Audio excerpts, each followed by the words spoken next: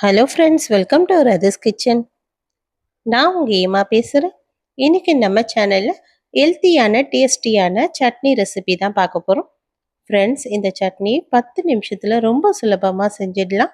Daily ஒரே மாதிரி சட்னி செய்யாமல் இது போல் ஒரு முறை செஞ்சு பாருங்கள். இது ரொம்ப ஹெல்த்தியான சட்னியும் கூட, ரொம்ப டேஸ்ட்டாகவும் இருக்கும். இந்த ரெசிபி எப்படி செய்யலான்னு வீடியோக்குள்ளே போய் பார்க்குறதுக்கு முன்னாடி நம்ம சேனலை முதன்முறையாக பார்க்குறீங்கன்னா சப்ஸ்கிரைப் பண்ணிவிட்டு பாருங்கள் ஃப்ரெண்ட்ஸ். இப்போ வாங்க வீடியோக்குள்ளே போகலாம். ஃப்ரெண்ட்ஸ், இந்த சட்னி செய்கிறதுக்காக இப்போ ஸ்டவ்வில் ஒரு கடாய் வச்சுக்கலாம். இந்த கடாய் கொஞ்சம் சூடானதுக்கப்புறம் இதில் 2 ஸ்பூன் அளவுக்கு எண்ணெய் சேர்த்துக்கலாம். எண்ணெய் சூடாகி வரட்டும். சூடானதுக்கப்புறம் ஸ்டவ் லோ ஃப்ளேமில் வச்சுட்டு 1/4 ஸ்பூன் அளவுக்கு சீரகம், ஒரு சின்ன துண்டு அளவுக்கு இஞ்சி, இது கூடவே 5-6 பல்லு பூண்டு, மீடியம் சைஸு வெங்காயம் 2 எடுத்து ஸ்லைஸ் பண்ணி சேர்த்துக்கலாம். இது நல்லா 1 நிமிஷத்துக்கு வதக்கி விட்டால் போதும். நல்லா 1 நிமிஷம் வதங்கி வந்ததுக்கப்புறமா இது கூடவே 2 மீடியம் சைஸ் தக்காளி எடுத்து சேர்த்துக்கலாம். தக்காளியை இது போல் கட் பண்ணி சேர்த்துட்டு இதையும் நல்லா வதக்கி விட்டுடலாம். தக்காளி நல்லா வதங்கி வரணும். ஓரளவுக்கு பச்சை வாசனைலாம் போயிட்டு இது நல்லா சாஃப்டாகி வரணும். அந்த அளவுக்கு வதக்கி விடலாம். அது வதங்கி வர நேரத்துலேயே 2-3 வரமிளகாய், 2-3 பச்சை மிளகாய், இது ரெண்டுமே சேர்த்துடலாம்.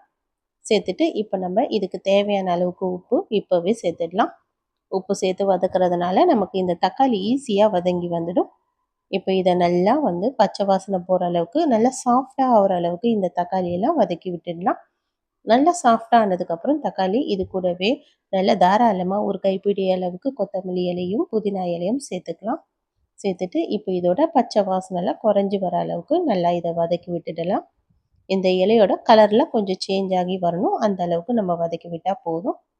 இப்போ நல்லா வதங்கி வந்ததுக்கப்புறம் ஒரு பிஞ்சு அளவுக்கு பெருங்காயத்தூள் சேர்த்துட்டு இப்போ ஸ்டவ் ஆஃப் பண்ணி விட்டுடலாம். இது நல்லா ஆறுனதுக்கப்புறமா மிக்ஸி ஜாரில் சேர்த்து அரைச்சிக்கலாம்.